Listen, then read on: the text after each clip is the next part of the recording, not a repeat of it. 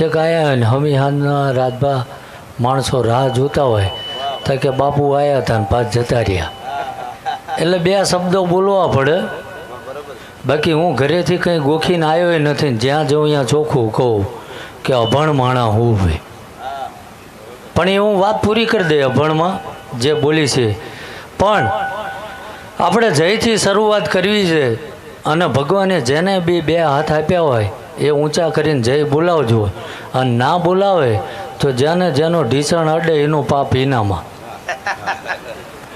હા એમ એટલે બધાએ બે હાથ ઊંચા કરીને જય બોલાવવાના. હા, કારણ કે હું કંઈ નથી લેતો પાપે ક્યાંયથી લઈ જવું એમ. હા એમ એટલે બધાને બે હાથ ઊંચા કરીને જય બોલાવવાની છે ભાઈ. નહીં થાય ઠંડી ના કે શું? હા બસ એમ. હા ને કે બા મને બોલવામાં કંઈ શરમ નથી, બધાને વચ્ચે લઈ લઉં હું તો. બોલો સુરાપુરા દાદાની કુળદેવી માત કી, દ્વારકાધીશની પવન પુત્ર હનુમાન કી, સોમનાથ મહાદેવ કી, મોગલ માત કી. ઓમ નમઃ પાર્વતી પતે હર હર મહાદેવ.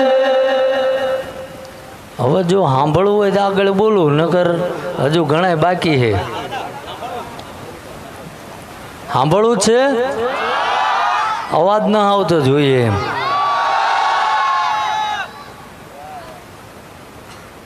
અને આમ તો બેનો બાજુથી વધુ આવવો જોઈએ, કારણ કે આજ જે ખીલો મારવા આવ્યો છો ને એ તમારા ભાઈ હાટું જ આવ્યો છું ભાઈ. હા એમ એટલે જ્યાં ક્યાં જવું મારું એક અભિયાન ચાલે છે દાદા દ્વારા. બાકી હું કોઈ એવો સક્ષમ વ્યક્તિ નથી, પણ ધર્મ જોડે હોય તો માણસ ક્યાંથી ક્યાં પહોંચે એનો પુરાવો હું ઊભો છું ભાઈ. સમજ્યા? જ્યાં જાઉં ત્યાં ગમે ત્યાં ફરી બજાર જ બોલું છું.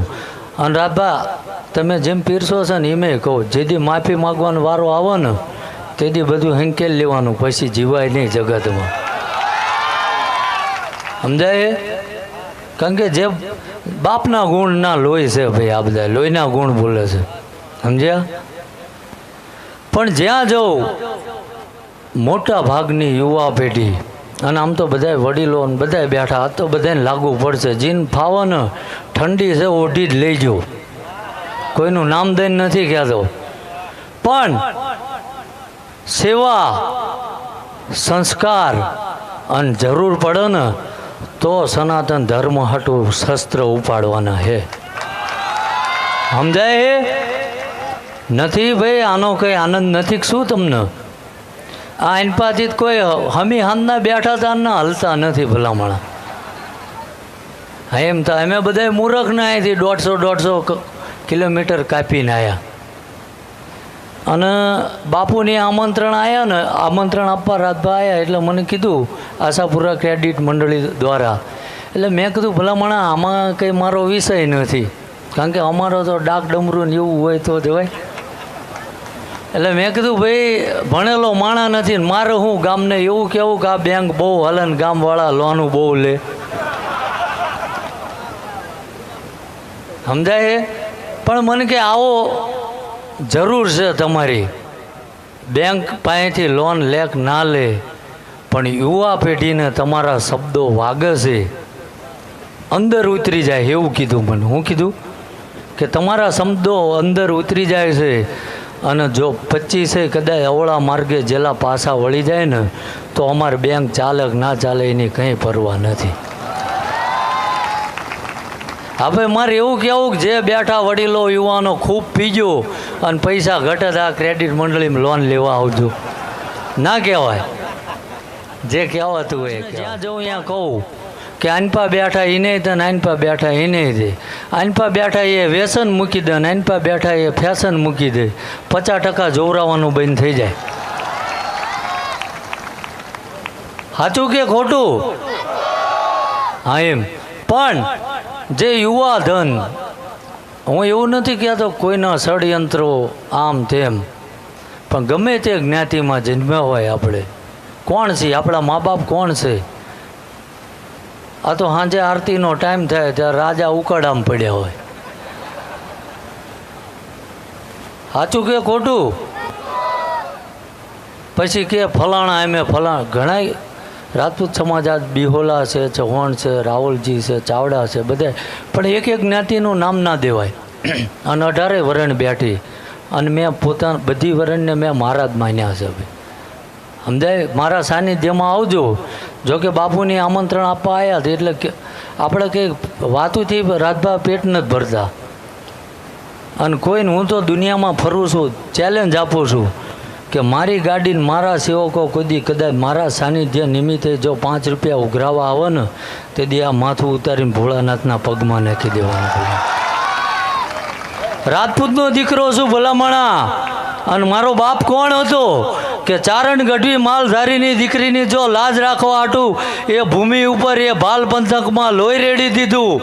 અને 900 વર્ષ પ્રગટ થયો. મેં વચન આપ્યું કે કદાચ ગરીબી આંટો લઈ જાય ને તું પરીક્ષા લેવા ઉતર્યો હોય તો સાસને રોટલો મોહળીને ખાઈ લઈશ, બાકી ધૂણુંનો ધંધો ના કરું ભાઈ. સમજાય? ગમે ત્યાં જતો રહો 500 કિલોમીટર અને કોઈ એમ કહી દે કે બાપુને કવર આપ્યું ને એના માણસે લીધું, તેથી એ ભૂમિકા ઉપર માથું ઉતારીને આપી દેવાનું ભાઈ. એ રાજપૂત છું. આ તો ઘણા અમે હાથમાં કોથળીઓ ચડાવી વાળી અમે કોણ છો દેખાઈ આવો છો ભલામણા. આ લોહી છે તમારું? કયું લોહી છે? અમારા બાપાએ આમ કર્યું આમ કર્યું. એના એ ખોટા ગાજરા મારવા મૂકો ભલામણા. જો તમારામાં એ લોહી હોય ને તો આજ મન જોયું. નગર મારી આ ગાંધીનગર સાઈડ મારો પહેલો પ્રોગ્રામ છે. પ્રોગ્રામ તો ના કહેવાય કારણ કે હું ક્યાં કહું છું, પણ હાજરી પહેલી વાર છે. અને મને એવું થતું હતું ખાડું ત્યાં જઈને અને હું પરચોય આપી દઈ. ધૂણું જરૂરી નથી. આશાપુરાના મઠમાં મને લઈ ગયા, બાપુ હતા જોડે. એટલે ભૂદેવની વાત વ્યાજબી હતી કે જે કોઈ સાધુ સંત ભુવા ભગત આવે તો એના વિશે ઇતિહાસ કહે. એટલે મારો સાફો બાંધતા હતા. મને કીધું બાપુ અહીં આટલા વરા મોર. એટલે મેં કીધું ભૂદેવ તમે ના બોલશો, હું કહી દઉં. અને હું તો અહીં આવ્યો કહેવાય, મારો ઠાકર તો અહીં આવીને જ્યો કહેવાય. એટલે બાપુ સાફો બાંધતા મેં કીધું કે જે તે સમયે દ્વારકાધીશનું મેં જોઈ લીધું અને માં આશાપુરાનું જોઈ લીધું, પણ આ એક પીપળો હતો. એ પીપળો 3 સાઈડથી ફાલેલો હતો અને ત્યાં એક ગોગાનો રાફડો હતો. આ વાત સાચી હોય તો માનજો મારો ઠાકર અહીંયા આવ્યો છે. બાપુ બોલ્યો તો નહોતો બોલ્યો? એટલે ધૂણવું જરૂરી નથી. મેં નક્કી કર્યું છે કારણ કે કોઈનો વિરોધ નથી, મારો કોઈ ભાઈબંધ નથી. આ કોઈક ભુવાનો વિરોધ કરીને મારા મન પાડી દઈને કહેતા. જોકે પાડી તો નહીં કે કારણ કે સોમનાથના શિખરે બેઠો ને એનો હાથ છે માથે ભલામણા એમ. પણ કહેવાનો હેતુ એ કે મેં એ ભૂમિકા ઉપર આ પંથકમાં પહેલી વાર પગ મૂક્યો. એટલે ધૂણું જરૂરી નથી. ધૂણું કહું આ બધું બોલાવવાની એની મરજીથી બોલે છે. નકર હારાને અત્યારે સોશિયલ મીડિયામાં જોવો માફી મગાવે છે. સાચું કે ખોટું? ભણેલા સગડોળા સડી ગયા હમણાં 2 મહિનામાં હોય. તા અભણ માણા હજુ ભલામણા ક્યાંય કોઈના હાથમાં આવ્યો ને. કોણ? આ સામ્રાજ્ય મારો બાપ ચલાવે છે ભલામણા. અને કોઈ દી બોલ્યા પછી બીજું બોલ્યો નથી ભાઈ. સમજાય? પણ જગતના સાચું પીરો શું છે? કોઈનો વિરોધ નથી. આજ લગીનમાં જે તે સમાજના હોય, ખાસ કરીને તો યુવા પેઢી કે આજે આપણે વ્યસનના માર્ગે જતા રહ્યા છો ને, જો આમાંથી હજુ પાછા વળી જાઓ ને તો કંઈ ઘટ્યું નથી ભલામણ.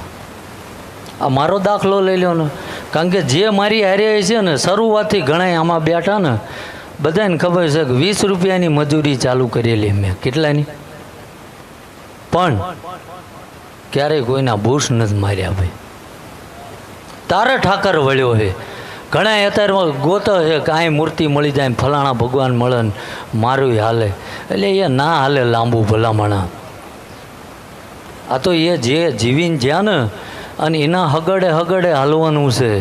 અને આવે ને એને અડધી રાતે જાગીને હોંકારો આપીને થાળી પીરસવાની, આ એનું કામ છે ભલામણા. ઘર ભરવાનું નથી. ન મજા આવતી? હા, નગર માંડીવાળી આપણે કંઈ ફી નક્કી ન કરી. અને તમે બધા કાલ કદાચ આરામે કરશો. મારે સવારે 7 વાગ્યાની નોકરી છે. હા એમ.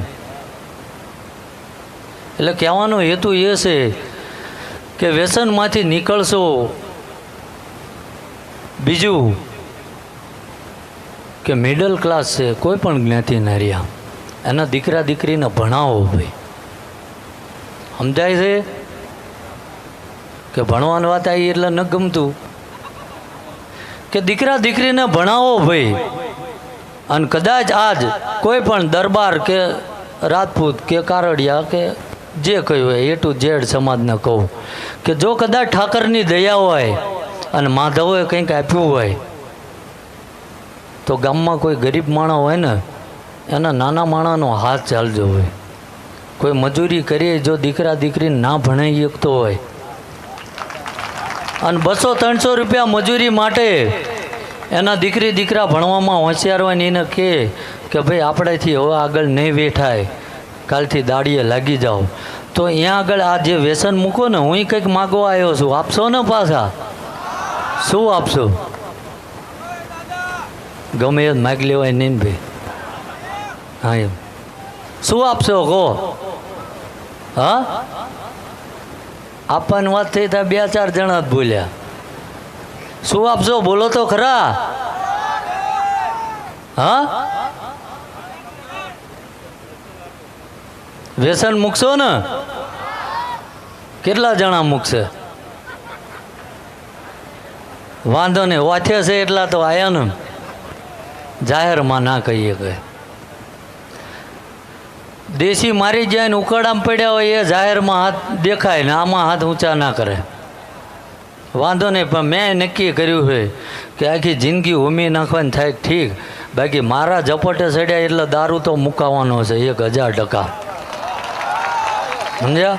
એના માટે જીવું છું. બાકી ઠાકરને કહી દીધું છે કે કાલ કદાચ આ ધરતી ઉપર જો જન્મ આપ્યો છે, મારો ઠાકર 9 વર્ષ વળ્યો છે, તો થાય ત્યાં લગીને આ છેલ્લો શ્વાસ રહે લોકોના હિત માટે દોડાવજે.